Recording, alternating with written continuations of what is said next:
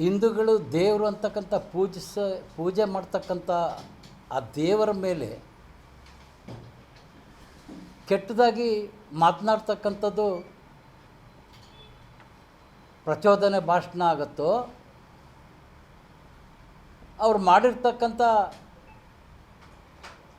ಕೆಟ್ಟ ವಿಚಾರವನ್ನು ಖಂಡಿಸಿದವರು ಪ್ರಚೋದನಕಾರಿ ಭಾಷಣ ಆಗುತ್ತೋ ನನಗೆ ಅರ್ಥ ಆಗ್ತಾಯಿಲ್ಲ.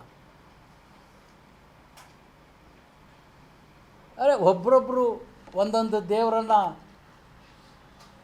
ಅದರದೇ ಆದಂಥ ಕಥೆಯ ಮೂಲಕ ನಮ್ಮ ದೇಶದಲ್ಲಿ ಲಕ್ಷಾಂತರ ದೇವರನ್ನು ನಾವು ಪೂಜೆ ಮಾಡ್ತಾಯಿದ್ದೀವಿ.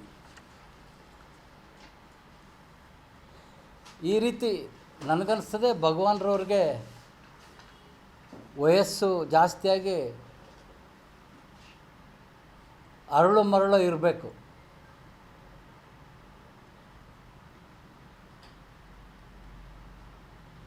ಹಾಗಾಗಿ ವಯಸ್ಸಿನ ವಿಚಾರವಾಗಿ ಇವ್ರ ವಿರುದ್ಧ ಮಾತನಾಡಲಿಕ್ಕೂ ಬೇಜಾರಾಗ್ತದೆ, ಹೋರಾಟ ಮಾಡಲಿಕ್ಕೂ ಬೇಜಾರಾಗ್ತದೆ. ಆದರೆ ಸರ್ಕಾರ ಕಡಿವಾಣ ಹಾಕಬೇಕಲ್ಲ.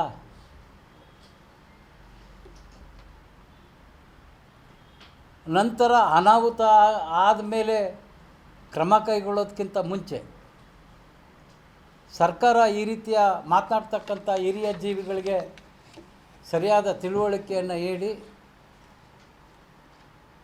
ಅಶಾಂತಿ ಉಂಟಾಗ್ತಕ್ಕಂಥ ತಪ್ಪಿಸ್ತಕ್ಕಂಥ ಕೆಲಸ ಸರ್ಕಾರ ಮಾಡಬೇಕಾಗಿದೆ. ಅದರ ಜೊತೆಯಲ್ಲಿ ಸನ್ಮಾನ್ಯ ಶ್ರೀ ಈಗ ಗೃಹ ಸಚಿವರಾದಂಥ ಪ್ರಿಯಾಂಕಾ ಖರ್ಗೆ ಅವರು RSS ಬಗ್ಗೆ ಮಾತನಾಡಿದ್ರೆ ದೇಶದ ಪತ್ರಿಕೆ ಅಲ್ಲ, ವಿಶ್ವದ ಪತ್ರಿಕೆಯಲ್ಲಿ ಹೆಡ್ಲೈನ್ಸಲ್ಲಿ ಬರುತ್ತೆ ಅಂತಕ್ಕಂಥ ಮನೋಭಾವವನ್ನು ಬೆಳೆಸ್ಕೊಂಡ್ಬಿಟ್ಟಿದ್ದಾರೆ.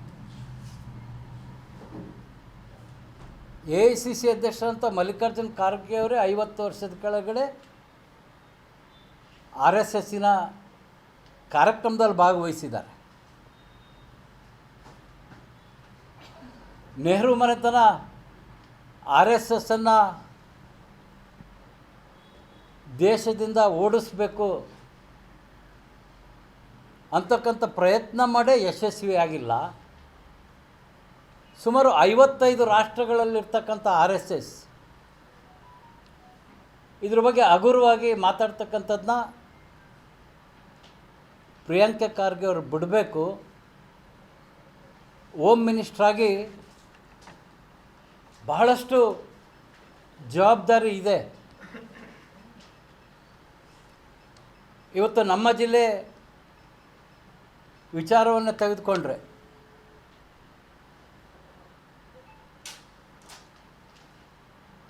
ಭಾಳಷ್ಟು OC ಹೆಚ್ಚಾಗಿದೆ ನಮ್ಮ ಜಿಲ್ಲೆಯಲ್ಲಿ. ಈ OCಯನ್ನು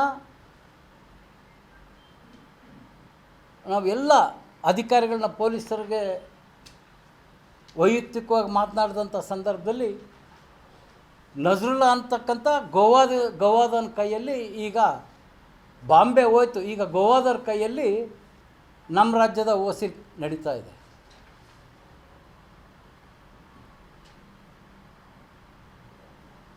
ಕೆಲವರು ಪೊಲೀಸ್ ಕಿರಿಯ ಅಧಿಕಾರಿಗಳಿಗೆ ಏನು ರೀ OC ಈ ಮಟ್ಟಕ್ಕೆ ಬಂದಿದೆಯಲ್ಲ ಅಂದರೆ, ಸಾರ್ OC ನಿಲ್ಲಿಸಿದ್ರು ಆನ್ಲೈನ್ದು ನಡೀತಾ ಇದೆ ಸಾರ್ ಅಂತಾರೆ. ಅವ್ರು ಸಮರ್ಥಿಸ್ಕೊಳ್ಳೋದು, ನಾವೇನೋ OC ಹಿಡಿತೀವಿ ಅಂತ ಇಟ್ಕೊಳ್ಳಿ, ಆನ್ಲೈನ್ OC ಜಾಸ್ತಿ ಆಗಿದೆ ಅಲ್ಲ. ಇವತ್ತು ಇತ್ತೀಚಿನ ದಿನದಲ್ಲಿ 18-20 ವರ್ಷದ ಮಕ್ಕಳು ತಂದೆ ಕೊಂದರು, ತಾಯಿ ಕೊಂದರು, ಸಹೋದರಿಯನ್ನು ಕೊಂದರು.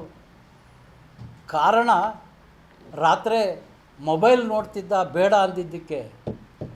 ಇವೆಲ್ಲ ಕಾರಣ ಅವನು ಮೊಬೈಲಲ್ಲಿ ಆನ್ಲೈನ್ ಮೂಲಕ ಜೂಜಲ್ಲಿ ಕಳೆದುಕೊಂಡು ಆ ರೋಷವನ್ನು ತನ್ನ ಅಕ್ಕ ತನ್ನ ತಾಯಿಯನ್ನು ಕೊಲ್ತಾರೆ ಅಂದರೆ ಈ ಜೂಜಾಟ ಎಷ್ಟರ ಮಟ್ಟಿಗೆ ಬೆಳೆದಿದೆ.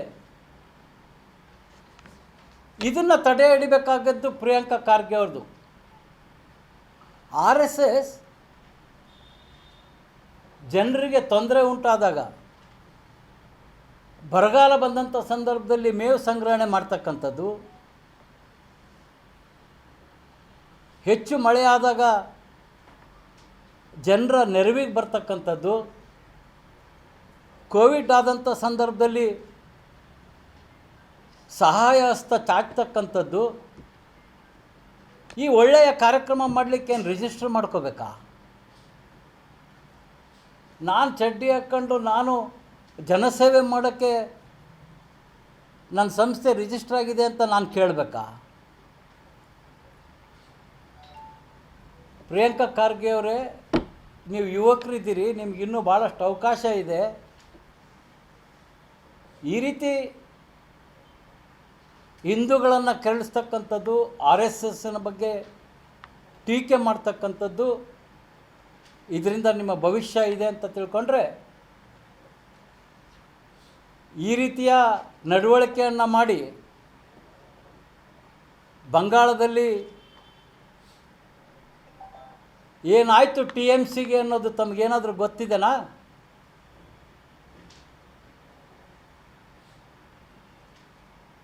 ಇವತ್ತು ನಮ್ಮ ಧರ್ಮದಲ್ಲಿ ಭಾರತೀಯರೆಲ್ಲರಿಗೂ ಧರ್ಮದಲ್ಲಿ ನಂಬಿಕೆ ಇದೆ. ಇವತ್ತು ನಮ್ಮ ನೆರೆ ರಾಜ್ಯ ತಮಿಳುನಾಡಿನ ಮುಖ್ಯಮಂತ್ರಿ ಅವರು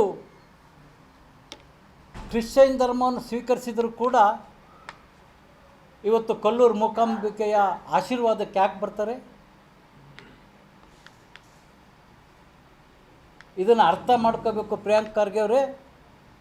ರಾಜ್ಯದಲ್ಲಿ ಭಯಂಕರ ಭ್ರಷ್ಟಾಚಾರ, ಜೂಜು ಇವೆಲ್ಲ ನಡೀತಾ ಇರುವ ಸಂದರ್ಭದಲ್ಲಿ ಆ ಕೆಲಸ ಮಾಡೋದು ಬಿಟ್ಟು ತಾವು ಆಗಲಿ ನೂತನ ಅಧ್ಯಕ್ಷರಾದಂಥ ಹರಿಪ್ರಸಾದ್ ಅವರಾಗಲಿ RSS ಬಗ್ಗೆ ಮಾತನಾಡ್ತಕ್ಕಂಥದ್ದು ಬಿಡಬೇಕು. ಬಂಗಾಳದ ಪರಿಸ್ಥಿತಿಯನ್ನು ನೋಡಿ ಆದರೂ